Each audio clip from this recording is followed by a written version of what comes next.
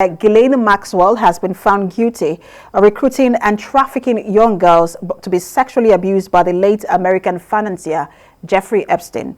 The 60-year-old was found guilty on 5 of the 6 counts she faced, including sex trafficking a minor. The verdict was reached after 5 days of deliberation by a 12-person jury in New York. A date for the sentencing has not yet been set, but she could spend the rest of her life behind bars. The verdict followed a month-long trial that featured testimony from 4 women who described being abused by Epstein between 1994 and 2004. We firmly believe in Ghislaine's innocence. Obviously, we are very disappointed with the verdict. We have already started working on the appeal, and we are confident that she will be vindicated. And joining us to discuss the verdict passed on Ms. Maxwell is a journalist, Amina Taylor. She joins me virtually from the United Kingdom. Good to have you join us.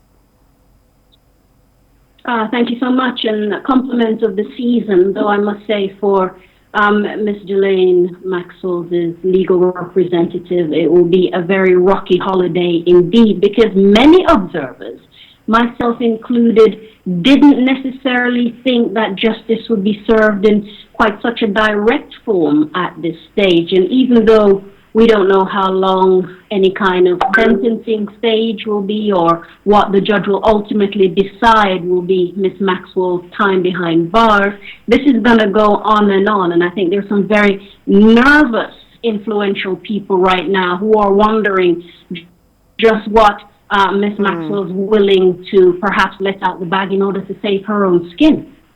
Absolutely. I think no one really saw this coming when you look at how the jury kept requesting for document upon document. It almost looked like they were going back to the very start of the case. It was kind of confusing at some point. But before we get into the details of this case, let me ask you, because she's originally from Britain. She is from the United Kingdom. Her father, that's Miss Maxwell. Her father is Robert Maxwell, who was a media tycoon in the UK. Talk to us about how the UK is responding to this court ruling. Well, there are a couple of issues here that makes it a particularly close to home affair here. First of all, it's the fact that here is a woman who grew up in the very luxurious circumstances of having a father who was a publishing magnate. For those of us who know a little bit of his history, he perished, so they say, overboard his yacht a couple of decades ago.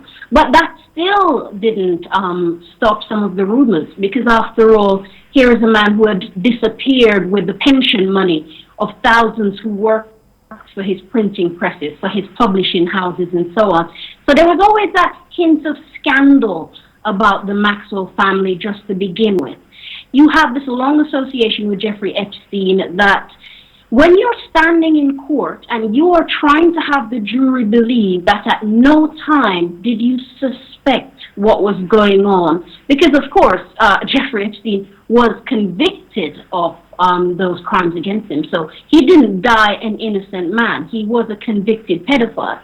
So for you as his greatest supporter and confidant to say you had no idea why these streams of young women who are not just going in a domestic situation in New York, but in London, on his little J Island, on his many luxurious homes in Florida and somehow. When you're trying to make us believe that you have no idea what was being said, it was very hard for, I think, not just myself as somebody who was following the trial from an observer position, but as a member of the jury hearing those comments from the women who had claimed to have been victims of abuse.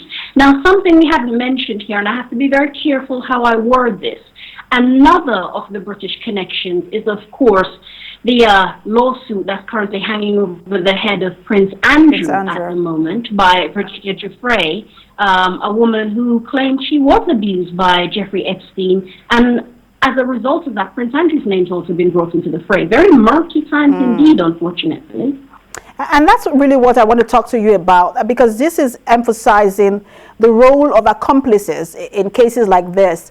When you listen to women and men who have been sexually abused, they always say, I spoke to this person or I spoke to that person and nothing was done about it. They always emphasize the role of accomplices.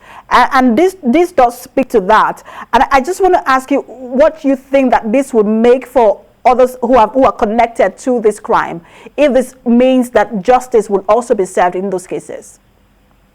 I mentioned it at the very top of my conversation with you that there'll be some nervous people at the moment wondering what Ms. Maxwell will leverage in order to try and ease her own burden and perhaps strike a deal if what happens with her appeal is not as successful as she'd hoped.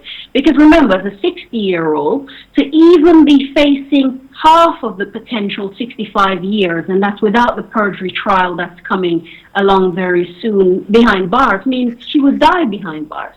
So in order to perhaps alleviate some of that time, maybe it's an opportunity to dig into that little black book and start saying what you know. You know, it's time to sing like a canary, Ghislaine. And for a lot of very successful, connected people, including a member of our very senior royal here, you'll have to start asking yourself, is it time to either come clean, make your own statements, or just try and deny accountability for as long as possible in the hope that there won't be many victims who can name or shame, or even if they can, they don't have any evidence. The problem that we have with our very own Prince Andrew here, we saw some of those images of Ghislaine and Jeffrey Epstein on the private log cabin of the Queen at Balmoral. That's pretty hard to say you aren't friends with somebody, and then it's not a great leap from them to say what else happened here. And we will see what this all boils down to. We will see how the sentencing and every other thing that goes with this case. A complex one indeed, but justice for the victims. Thank you so much for talking to us, Amina Taylor.